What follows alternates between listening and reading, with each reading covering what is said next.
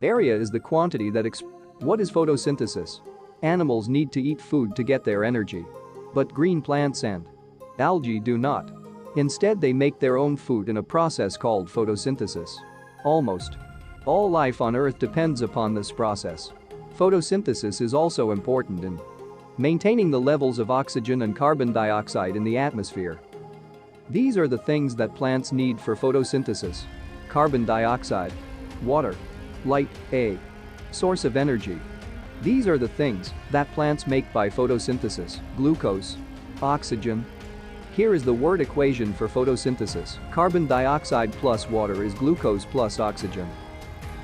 Photosynthesis takes place inside plant cells in small objects called chloroplasts.